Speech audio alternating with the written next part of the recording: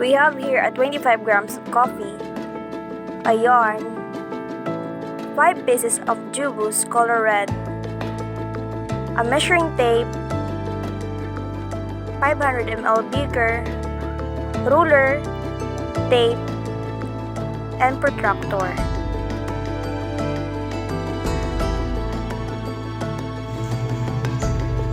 To make an artificial blood, we use 5 pack of Jubus color red and 25 grams of coffee. First, we put a diluted water in a 500 ml beaker to mix it. Next, we put 5 pieces of color red powder to get the color red of the blood. And we put 25 grams coffee to have its viscosity. But we didn't get the sticky type of blood, maybe we put too much water, so we put another 4 sticks of Nescafe and mix it about 10 minutes. After a minute of mixing, we already get its viscosity and we try it on the smooth surface. Ayaw, straight. Sir, excuse me, sir. Tapi ako lang na dili kulurin.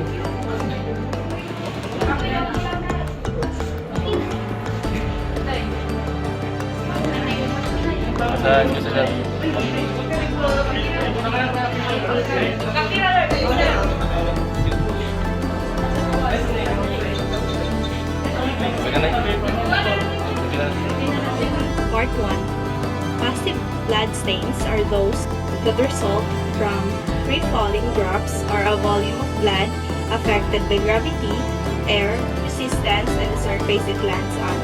These stains are not influenced by significant external forces or impact at their source.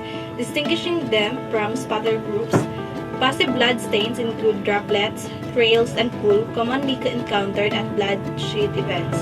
Droplets, circular drops that vary depending on surface, smooth, round drops, rough, satellites, and spikes. Pools. As you can see in the video, we put a balloon as an example of a body getting stabbed many times and the victim still remains in one place while bleeding. Trails. Spots left by the victim as tried to move from one place to another. Projected bloodstain. Projected bloodstain patterns are created when blood is propelled through the air due to a force exceeding that of gravity.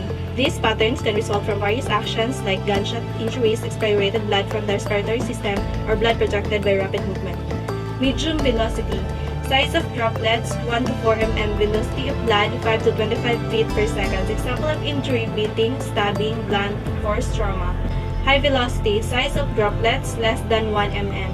Velocity of blood 25 to 100 feet per second. Examples of injuries: gunshot wound.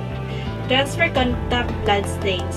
Transfer and contact blood stains are a result of blood from a bodied surface being transferred onto another surface. These stains are crucial in forensic analysis as they can help establish a sequence of events at a crime scene and potentially identify the object or individuals that caused the transfer. Swipe patterns result from the transfer of blood from one surface to another. Wipe pattern, when an object moves through wet blood and remove or alter it. Part 2. Blood splatter. We put 1 ml of blood in the dropper and we drop it from 5 feet high. The basic part of blood splatter. The parent drop. The droplet from which a satellite spatter originates. Satellites.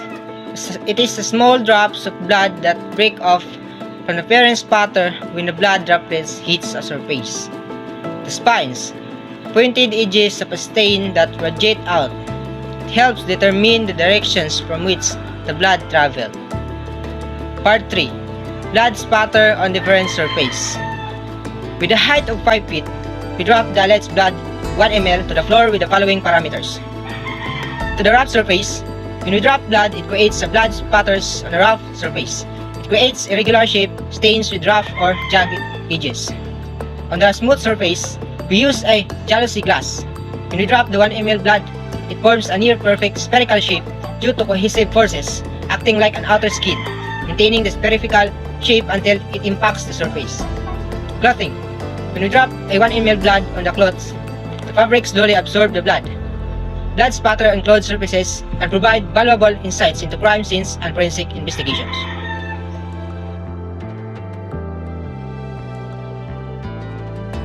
So part 4, angle of impact. So the first thing we did is we tried to create two distinct blood spatters by releasing the purple blood from a variety of same places and angles. And the second thing we did is we tried to determine the location where the blood came from by analyzing the characteristics of its width and length. To compute the angle of its origin, we used this formula. Sine of impact equals length of bloodstain divided by width of bloodstain.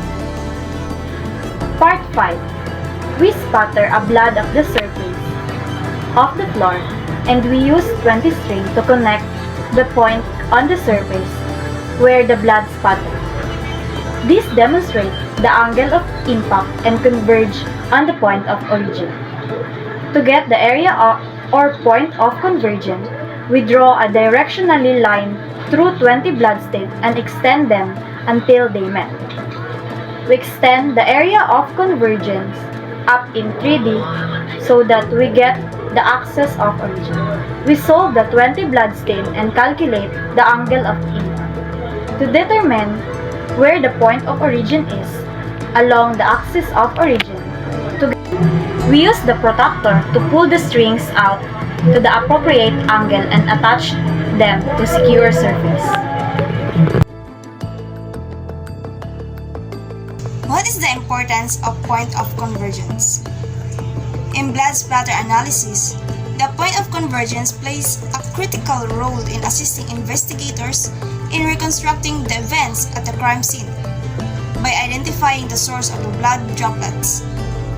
Analysis can locate the source of the blood spatter by locating the area of convergence, which is where blood droplets intersect. This information is helpful in comprehending the incident's dynamics, including the victim's or attacker's position, the impact's direction, and the order in which things happened. The point of convergence provides a statistical definition of the region from which the blood most likely originates by taking into account the angles of impact of the blood droplets and their uncertainties. This analysis supports the reconstruction of the crime scene and can offer information about the type, timing, and specific of the crime, which helps with the investigation.